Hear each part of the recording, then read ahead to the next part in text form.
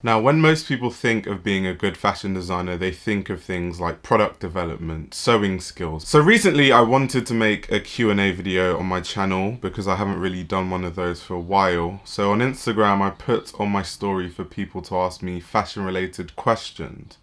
And one of the questions I got more than 5 times was, how can I become a successful fashion designer?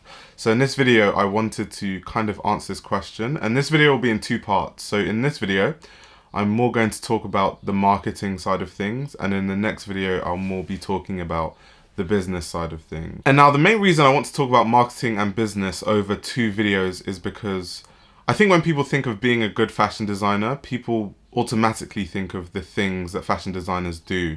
So pattern cutting, or sewing, or drafting, draping, all those sort of skills. I think those are tangible skills that I think everyone knows that if you want to be a fashion designer, it's very advantageous if you have those skills. You don't necessarily have to, but I would suggest you do. And so to talk about marketing in this video, I think first of all, most fashion brands have to have a unique proposition. Case in point, we can talk about my magazine, but I think it relates to fashion brands. So my magazine, when I made it, the unique selling point of my magazine is the fact that I want my magazine to tell unique stories. I want my magazine to, be more about what's actually happening, what's going on, looking at the underground scenes, looking at emerging designers. It's not just all about like celebrities and famous people. So because of that, the stuff that you would see in my magazine, you're not going to see anywhere else, like in Vogue or GQ. So I don't have to compete with larger companies because we are just doing completely different things. And because if I did put myself in a position where the stuff you could find in my magazine, you could find in Vogue, I would lose every time. I don't have the manpower, the finances, or anything to compete with those brands. So I think as a new designer, as a new brand, there has to be something unique about your brand. That could be many different things. It could be you as a designer, your personality could be the difference, because one brand can have jeans and another brand can have jeans, but maybe people just prefer the personality of one person over the other. It could also be you solving a problem. So someone like me, I struggle to find trousers that are long enough for my legs. So if you had a brand around solving an issue like, oh, these trousers are also catered to people with long legs, or this clothing can be worn by people who are larger sizes, or something like that. I think if you solve a problem, that's also a good way to go in fashion.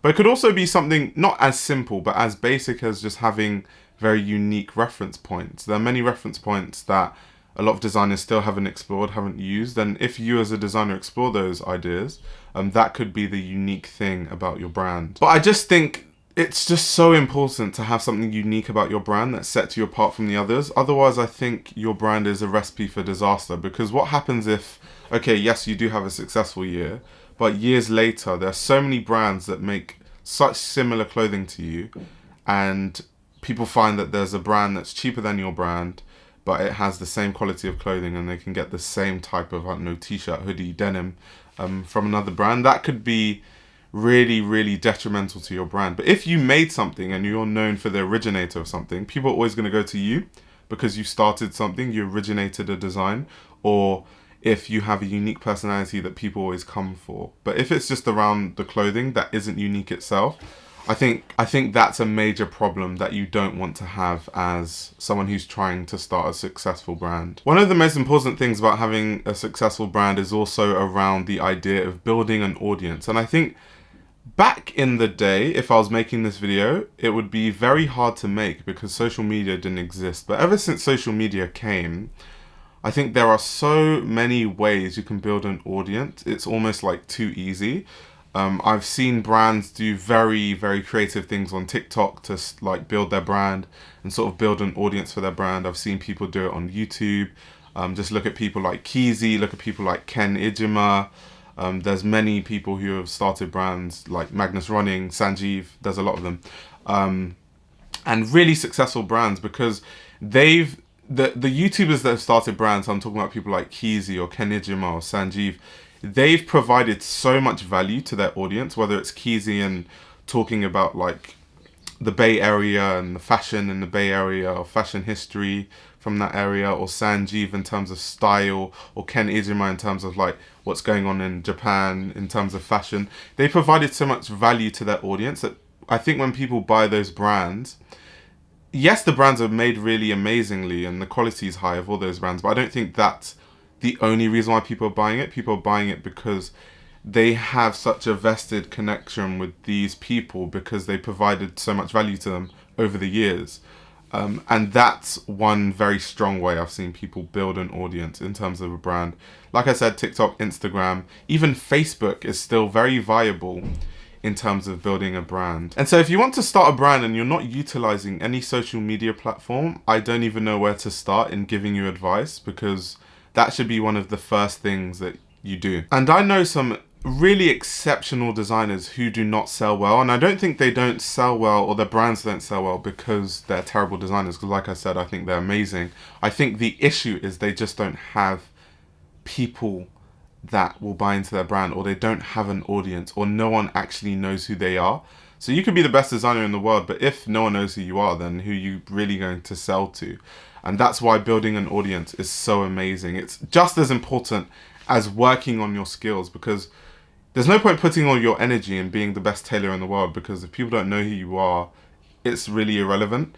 So I think you should put as much energy into your sewing skills and your pattern making skills, into marketing and finding an audience and thinking of how you're going to build an audience and how you can provide value for your audience. And this is one thing that really, really frustrates me about a lot of people that live in the West, less so to people who are in like developing countries where it's way harder and opportunities are really limited. I think in Western countries, especially the type of country that I live in, which is the UK, a lot of things are handed to you on a plate, literally on a plate.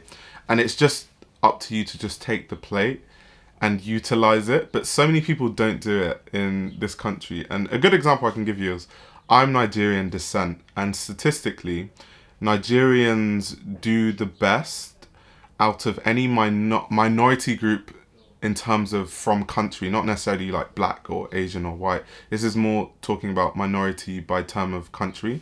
So Nigerians in the West are the most successful minority. And I think the main reason why is Nigeria as a country, and I've lived there for 6 years, is such a difficult country to be successful in, because the government doesn't help you at all.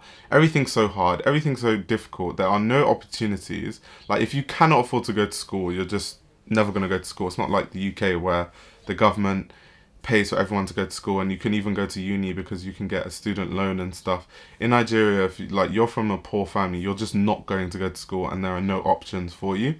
So when those kind of people have gone through such hardship and they come to the UK where you can start a business just by starting a website that you don't even have to design. You can make a product and start selling stuff online immediately, and you can build an audience through social media.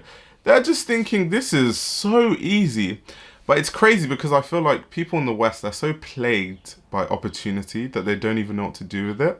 And it's almost like their downfall. It's to their downfall. They're born with so much privilege growing up in like the UK or America, or being born here, for example, that they don't even understand how easy it is to do certain things. And so they just sit at home and they don't do anything.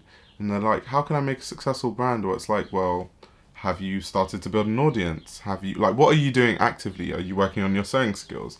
And a lot of people they sit down and expect like the world to do everything for them. And so if you take anything from this video, it is that building an audience as someone who wants to start a successful brand is probably one of the most important things that you can do. And now the last thing I do want to say is that slow and steady wins the race. And so what that means is, I don't know any fashion designer personally that has been an overnight success. Any successful designer I can think off the top of my head, like Phoebe Philo was working at Chloe for years and Celine for forever.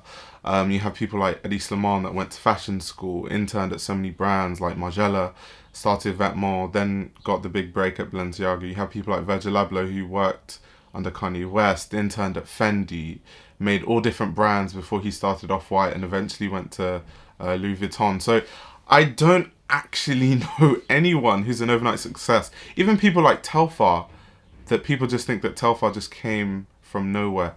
These Telfar bags have been made since 2014. It's just recently that people have decided that they like Telfar bags, and it's kind of become a big thing. So I don't think you should have an expectation that you're going to release one collection and everything is going to happen and everything's going to work overnight. I think failures they're not amazing, but they're good because most times you can learn from a failure. And so just don't have that expectation that everything's going to happen all at once. I think you should have an understanding that you're constantly working on your skills, constantly building an audience, constantly improving, and over time things will start to happen. But when I say things will start to happen, don't blindly do it, have a plan. And I think that's not even just the fashion, I think that's about everything. If I think about my YouTube channel and how long it took me to build this audience, it's taken me over 3 years to get to the point I'm at on YouTube right now. So nothing happens overnight. But thanks so much for watching. If you are wondering why I have my phone so close to my mouth, my last video, the audio was really bad and I was so confused because I had like an amazing microphone and stuff. But the reason is the audio jack on my camera is damaged and I can't be bothered to fix it right now. I might do in a few weeks or so. So till then, my trusty iPhone will now be my microphone for future videos till further notice. But yeah, thanks for watching. Also, comment down below some marketing tips that you think people that are new, like emerging designers or people that want a successful brand should implement, because we can kind of turn the comment section into a good resource to continue to answer this question that I get all the time. But on that note, stay tuned for more videos. Like I said, part 2 will probably be a longer video, which is more about the business side. Of course, today was just about marketing and building an audience. And on that note, I'll be back with another video very soon.